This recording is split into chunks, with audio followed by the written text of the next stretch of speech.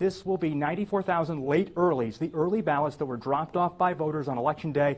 And again, this could tell us who the next governor of Arizona will be. Now, just before 8:30 this evening, we got our first reaction from Kari Lake after the projection came in. Lake tweeting, quote, "Arizonans know BS when they see it." So that is not a concession. But again, the projection is in. Katie Hobbs is the governor-elect. They have lost the challenge to keep polls open here in Maricopa County until 10 o'clock tonight. This coming after some tabulator issues, some printer issues at about 60 vote centers here in Maricopa County earlier today. I just spoke with Arizona Republican Party Chair Kelly Ward. I asked her about the decision in the lawsuit. She says while she would have liked to see the polls stay open until 10 o'clock, she really doesn't believe that this is ultimately going to hurt the GOP's chances here.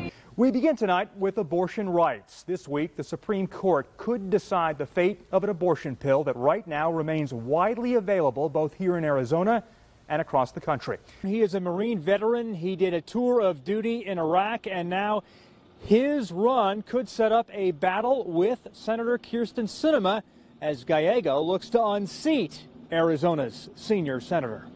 The conflict and the polarization from really the last week, but all throughout the campaign. How does that impact you and your team as you go forward and become governor in less than 6 weeks? Well, this is unfortunately not new. It's something that I've been dealing with for the last 2 years in my role as Secretary of State.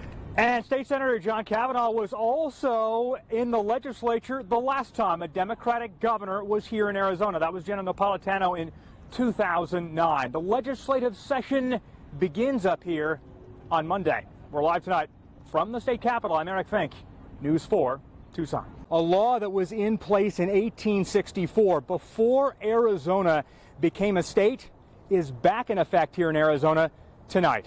So guys, remember the Senate is 50-50 right now. Democrats hope to pass a spending bill that included a plan for Dreamers and other undocumented immigrants without having to get rid of the filibuster. They were told no on the immigration part. And one Dreamer tells us she's very frustrated that this feeling of limbo continues. She sat down exclusively with News 4 Tucson's Eric Fink, who has part of that conversation. The governor-elect takes office in just under 6 weeks. I asked about her plans to call a special session of the legislature to focus on protecting access to abortion, what her border policy might look like, and the job before she and her team to try and bring Arizonans together after a divisive campaign.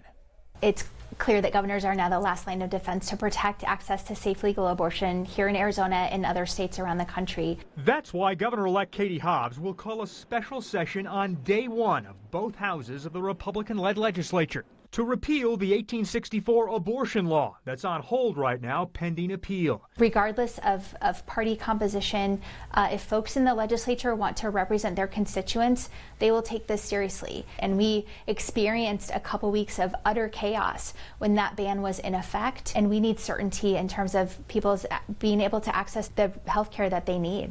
The governor-elect making national headlines today, saying the Biden administration must do more to secure the border. Hobbs says the shipping containers Governor Doug Ducey placed along parts of our border aren't working. The border is federal, and we need to work with the federal government on better border security. And I've been pretty vocal that I think the Biden administration hasn't done enough on border security in terms of shipping containers, whatever other political stunts may be in place. We're going to be embroiled in a legal battle because the federal government has stepped in and said they need to be removed. We need to use Arizona taxpayer dollars in the ways that best benefit Arizonans. Have you heard from Kari Lake? No. If she called you, would you take that call? Absolutely. The conflict and the polarization from really the last week, but all throughout the campaign. How does that impact you and your team as you go forward and become governor in less than 6 weeks? We knew coming into this, the last stages of the election, that my former opponent was going to refuse to accept the results if she wasn't the winner.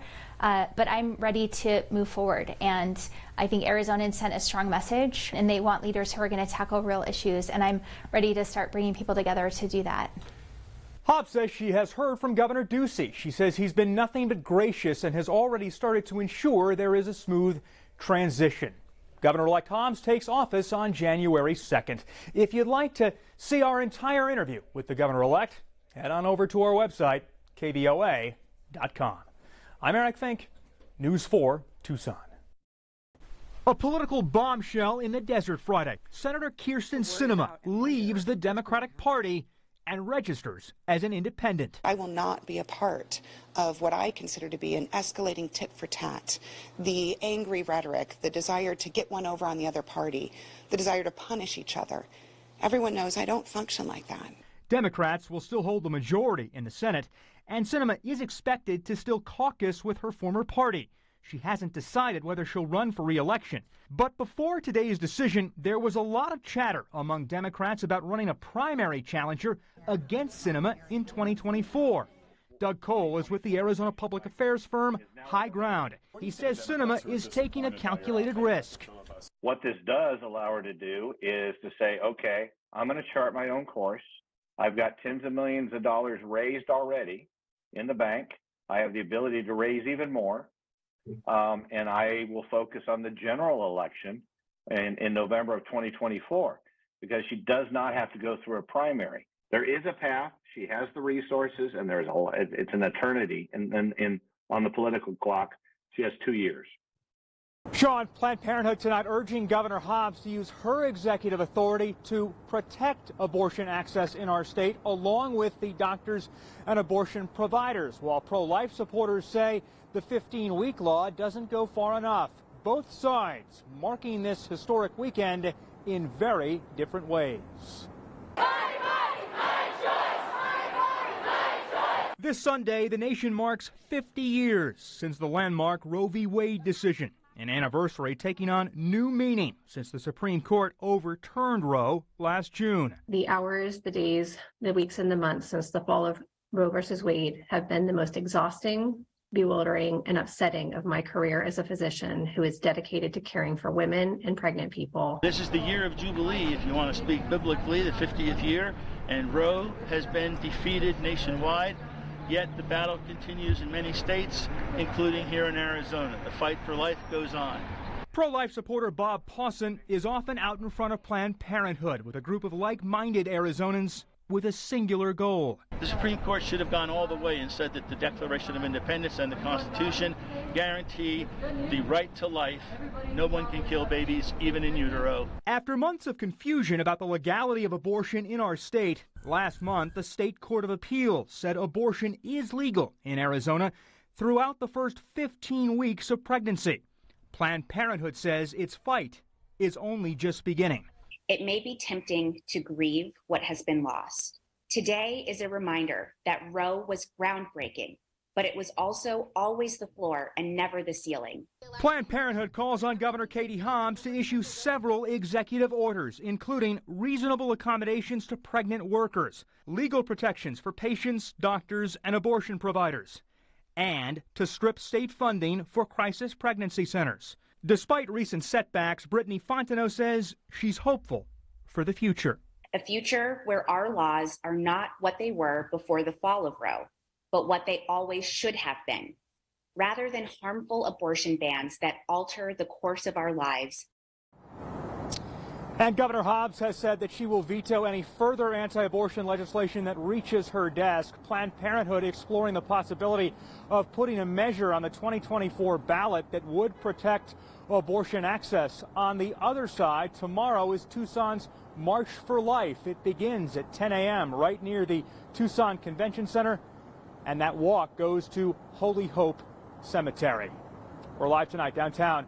I'm Eric Fink, News 4 Tucson.